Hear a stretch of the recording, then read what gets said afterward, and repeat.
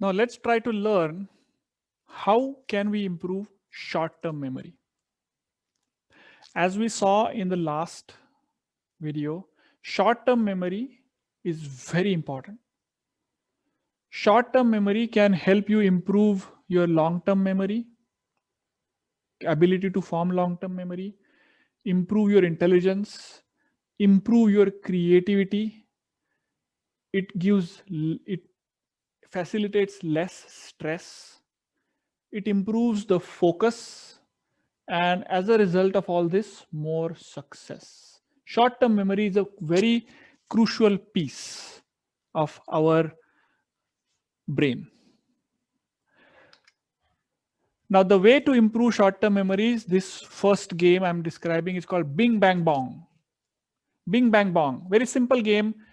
If a number has 4, you say Bing. If a number has 5, you say Bang. If the number has 7, you say Bong. Bing Bang Bong. Now, this is a simple version of this game. This game can be made more complicated. If the number is divisible by 4 or has 4, say Bing. If the number is divisible by 5 or has 5, say Bang. If the number is divisible by 7 or has 7, say Bong. So when the kids are small, the players are small, if they don't know the division, you just say if the number is there or not. That's it. If the kids are relatively old, they can do the division, then include the divisibility as well. Now, there are 2-3 ways to play this game. One is when you have lots of participants on stage, then you can ask first one to say 1, 2, 3, and it goes on in circular fashion. Only thing is that when the number has 4, they have to say Bing, and divisible by 4, they have to say Bing, Bang, and Bong. Very, very fun game. And all the participants will have their hearts boom, boom, boom, boom, boom. Because if they make mistake, they have to go back. The other way of playing this game is, let's say you have lots of participants in front of you. You say the number, point at the participant, they have to say Bing, Bang, Bong. If they make a mistake, there is some punishment. Simple. Or if you are playing it online, then again the same thing. You can say the number and call the name, or you can have them have a paper 1, 2, 3, 4, 1 to 20, and you just shout out the numbers and they write down Bing Bang Bong or nothing. Simple. Okay, so 2, 3, 4 ways in which you can play this game. This is very, very heavy on our short-term memory. This is very heavy on simple math. This is intensely fun and really enjoyable to play and to watch. What other thing you can do is you can replace this Bing Bang Bong with anything, something funny. Tui, fuss, meow.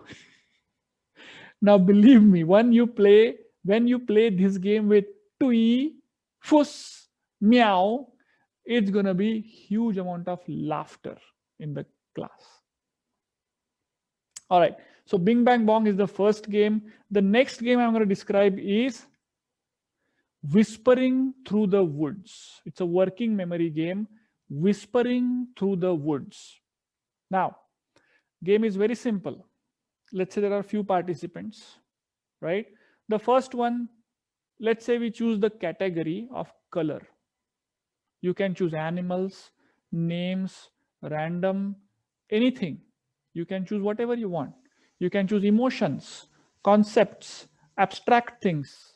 You can choose things starting with N. You can choose whatever you want. You can choose, first guy has to say A, second one has to say B, third one has to say C, something starting with A, B, and C, something like that. It's an intensely fun game. Now, here is what you have to do first. The first person says green. Second person says green, red. Third one says green, red, yellow. Fourth says green, red, yellow, orange. Fifth says green, red, yellow, orange, purple. You got the picture? Simple. Or you can have first one say cat, second one say cat, dog, third one say cat, dog, lion, fourth cat, dog, lion, elephant. You get the picture? Whoever makes mistake is out. Let's see who stays in the end. So this is called whispering through the woods. Very nice game, very heavy on short-term memory. You have to track a lot of people and things they say. If you make the names or the categories fun, that will be even better. Very good short-term memory game. Next one is called, there are a bunch of card games. There are a bunch of card games that we can play. The first one is Now You See It. This game is also called concentration or simply memory. What you do? Very simple. You lay down the cards face down. You lay down the cards face down like this. All the cards are face down and spread across the floor. And then the participant has to flip one card. This is a joker. So participant has to flip. This is another joker. Okay, one card and some other random card. Does it make a pair? No, it doesn't. So they have to keep the card back in the same position, face down. Now it's next one's turn. Next one pulls up one card and one more card. If it's a pair, he or she gets that pair. And he gets to play one more time. So as long as he or she can keep getting the pairs, he can keep playing more and more times. So it is very important to remember who opened or what card was open and where is it. Because it's a big stack, right? All the 52 cards are lying all across the floor. It's a big stack. You have to remember where each card is. Now, again, the name is called Now You See It. You can also call it pairs, concentration, or you can call it, if you want, you can call it memory also. Now, if you want to make this game even more fun, interesting, put these cards in a bigger area. Now it becomes more difficult to remember where is what. If you want to make it even more fun, put some cards in this room, some cards in that room, some card in that room. It will become even more fun. This is a very, very important game, very useful game for working memory or short-term memory. Second game is Not at Home. I hope you have played this game. It's really intensely fun game. It's very heavy on your short-term memory. Again, it gives a lot of exercise. So let's say 3 or 4, you can't have 2 players, okay? You have to have more. More number of players, 3, 4 at least. And you just distribute all the cards in them equally. Just randomly distribute. And then let's say I am starting. So I ask 7 of hearts to someone. And now they have to be truthful. Okay, this game is about being truthful. They say, they either give me that card, just give me that card, or say not at home.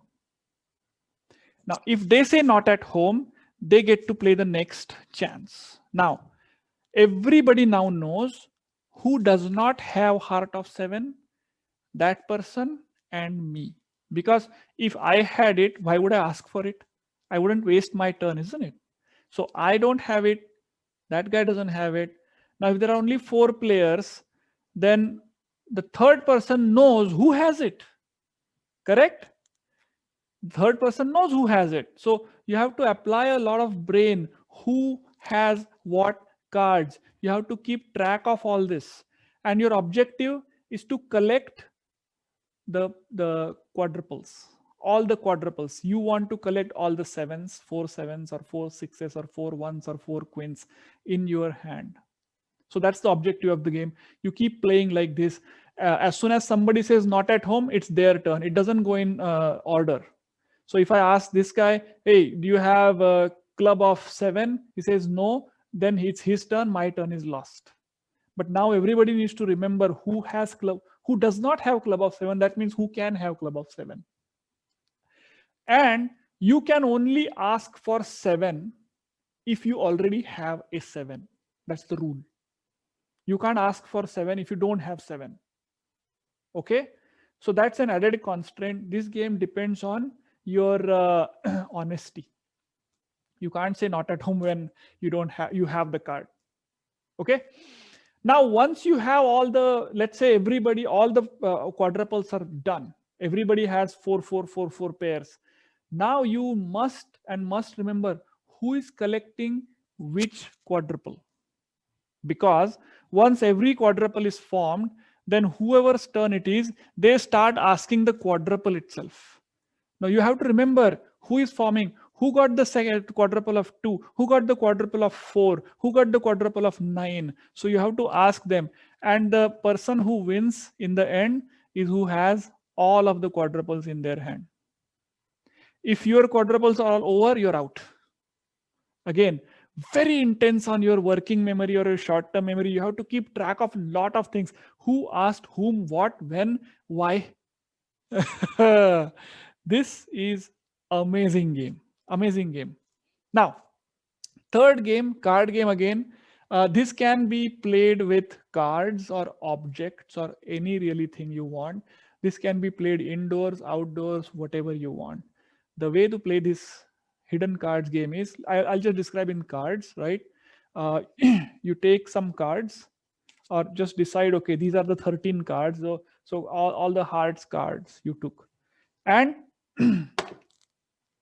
and someone goes and hides all the cards in the house in obvious places, not like hide them like, you know. So the cards are hidden all in obvious places. Now the players can go and look each card, keep it back and come back. So now the players knows where the 13 cards are. Now here is the fun part. Now the player's turn. Now it's player's turn to remember all these locations where the cards are, and the moderator asks a player, go get this or tell me where this card is. Now moderator knows where this card is, perhaps written down. So the player has to be able to tell where that card is. Make sense? So this is a little difficult game, but it's again a lot of fun game. You can do lots of variations probably on this one. So hidden cards. Number 4 is Swapomania. This is again intensely fun game, very heavy on your working memory or a short-term memory. Very easy, very useful and very playful game, very fun game. So how do you play this? Some cards are on the, and now this can again be played with cards or objects or anything you want. So in the viewing area, lots of objects are kept in a different location, position. It can also be done with Legos, you know, very easy to play with Legos actually. So lots of things are spread across. More the things, harder it is going to get. Okay. So start with like 4 or 5 only of them. So 4 or 5 cards are there. Yes. And then the moderator swaps 2 of the cards. Now the player has to look around, look back, right? The moderator now has swapped 2 cards. Now which 2 cards were swapped? Or the moderator adds 1 more card or takes away 1 card. Which card was taken? Or if it's playing with the lots of objects, just swap the objects, change their orientation, pick up one of the objects or keep one of the objects or do both. You can make it as complicated or as easy as you want. And this game is extremely very useful for working memory. You might have seen this game being played in one of the Marathi series is called Bhavoji or something. He would go to people's house and the kitchen, right? A lady would know her kitchen by heart. I mean, that's the assumption. So he would ask the lady to go out, and you can also play it this way. You can ask the lady to go out, and then in the kitchen swap couple of things. And if the lady can figure it out, or the participant can figure it out, then he wins or she wins. Okay, so all these games are extremely useful for working memory or short-term memory. Let me quickly describe why we are trying to increase our short-term memory or working memory. Because it will help you improve long-term memory, it will improve intelligence, it will improve creativity, less stress, much more success, focus. I hope you learned something. This is Dr. Ninad from Inner Labs.